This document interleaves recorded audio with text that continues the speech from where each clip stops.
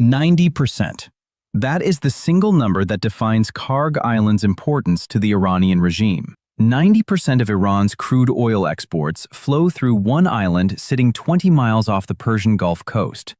Not through a network of terminals spread across a protected coastline. Not through a distributed system engineered to survive military targeting. Through one island, one terminal, one economic lifeline that the entire Iranian war machine depends on to fund itself. For 2 weeks after Operation Epic Fury began, that island sat untouched. Not because America lacked the capability to strike it, not because the intelligence picture was incomplete, but because the decision to spare Kharg Island's oil infrastructure while systematically dismantling everything military on it represented one of the most calculated acts of strategic restraint in modern American military history. On March 13, 2026, U.S. forces executed a large-scale precision strike on Kharg Island, destroying naval mine storage facilities, missile storage bunkers, and more than 90 Iranian military targets. The oil infrastructure, the pipelines, the storage terminals, the export facilities handling 30 million barrels of crude, was deliberately, precisely, and intentionally left intact. President Trump explained the decision in 4 words: reasons of decency. But decency was only part of the calculation. The other part was leverage. And understanding how America wielded that leverage at Kharg Island explains more about the strategic architecture of this entire campaign than any single weapon system deployed in it. Here is the complete picture. Kharg Island hosts 3 main energy infrastructure sites, including the Falat Iran Oil Company producing 500,000 barrels of crude per day, connected by pipelines to Iran's largest oil and gas fields. The last time Kharg Island absorbed heavy bombing raids was in the 1980s, when Saddam Hussein's Iraq targeted it repeatedly during the Iran-Iraq War. Iran rebuilt, Iran fortified. Iran embedded military infrastructure so deeply into the island's geography that separating the military targets from the oil infrastructure became one of the most complex targeting challenges American strike planners had faced in a generation. Because a cruise missile bunker sitting 187 meters from a crude oil storage tank is not just a military problem.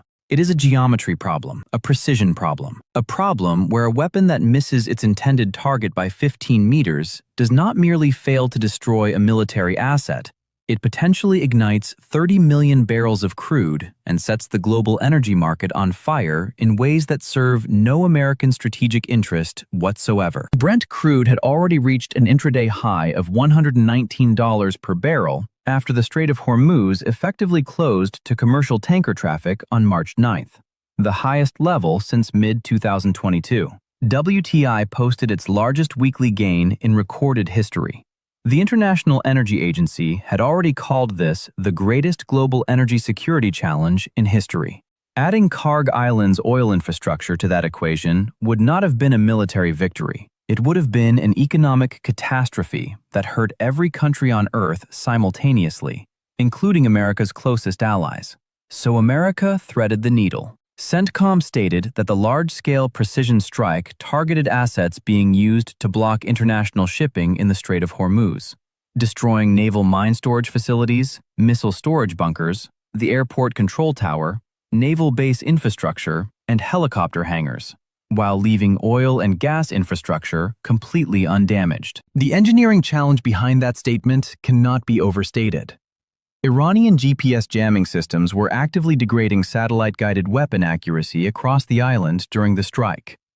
The same systems designed to protect military infrastructure were simultaneously threatening the oil infrastructure those military assets sat beside. Every weapon aimed at a military target had to account for the possibility that Iranian electronic warfare would push its impact point toward the very infrastructure America was committed to preserving. The solution was layered. Suppression of jamming sources before they could corrupt guidance systems, transition to laser designation where GPS was compromised, and the counterintuitive use of heavier penetrating munitions on the most delicate targets precisely because their delayed fuse detonation sequences collapsed structures inward rather than generating the lateral blast radius that lighter weapons would have spread toward adjacent oil infrastructure. Mine storage bunkers holding stacked naval mines, each carrying between 100 and 250 kilograms of explosive, required weapons that could seal the structure from above before the stored ordnance could cook off and generate secondary explosions capable of reaching oil pipelines 280 meters away. The largest bomb becomes the gentlest option when its penetrating architecture buries the threat under hundreds of tons of collapsed concrete before a single secondary detonation can propagate outward. That is the level of precision American strike planners were operating at over Kharg Island on March 13th. Trump claimed American forces had destroyed 100% of Iran's military capability on the island, calling it one of the most powerful bombing raids in the history of the Middle East, and warned that if Iran or anyone else interfered with Strait of Hormuz passage, he would immediately reconsider his decision not to strike oil infrastructure. That warning is the most strategically significant sentence in the entire Kharg Island operation, because what Trump established on March 13th was not just a military result. It was a credible threat architecture with a defined trigger. Iran now knows with certainty that American precision strike capability can reach Kharg Island, can destroy 90 military targets in a single night while leaving oil infrastructure intact, and can return at any time to finish what deliberate restraint left standing. Satellite imagery taken days after the bombing confirmed the island continues operating as an export terminal, with 3 tankers moored at its facilities. The oil keeps flowing. The military infrastructure that was protecting Iran's ability to threaten that oil's transit, the mine storage, the missile bunkers, the naval coordination systems, is gone. Iran's parliament speaker had warned before the strike that attacks on southern maritime islands would cause Iran to abandon all restraint. Iran threatened to retaliate by targeting ports and cities in the United Arab Emirates, from which it claimed America had launched the attack. The UAE rejected the accusation entirely. The retaliation never materialized at the scale threatened. Because Iran's military leadership understands the mathematics of what just happened at Kharg Island better than any outside analyst does. 90 military targets destroyed in one night. Oil infrastructure untouched. And a presidential statement on social media making explicit that the next phase, the phase that actually destroys Iranian economic capacity rather than merely military capacity, is one decision away. On March 30th, Trump expanded that threat further, warning that if a deal was not reached and the Strait of Hormuz remained closed, the U.S. would destroy all of Iran's power plants, oil wells, Kharg Island itself, and possibly all desalination plants.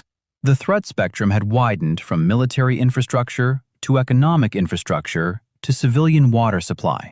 That escalation ladder, military targets, then oil infrastructure, then power and water, is not random.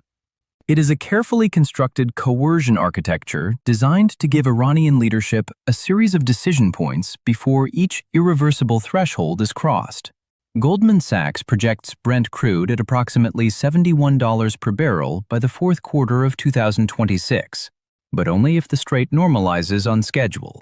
Every day the strait remains closed is a day that projection moves further from reality. Every day it remains closed is a day that Kharg Island's intact oil infrastructure sits one presidential social media post away from becoming a different kind of target entirely. Iran knows this. The regime that spent 40 years engineering a defensive architecture specifically designed to make American military action prohibitively expensive is now watching that architecture be systematically dismantled and watching the one asset it cannot afford to lose sit precisely within the effective range of the weapons that just proved what they can do. The deliberate decision to spare Kharg Island's petroleum infrastructure on March 13th transformed a potential supply catastrophe into a sustained strategic pressure instrument. The island is not destroyed. It is held hostage. And the hostage taker just demonstrated exactly how precise, how patient, and how capable of escalation it is willing to be. If this gave you the clearest picture yet of what really happened at Kharg Island and why it changes everything about this war, subscribe to this channel right now. Hit the notification bell. Share this video immediately with someone who needs to understand that America's most powerful move in this entire campaign was not the bomb it dropped. It was the bomb it chose not to drop.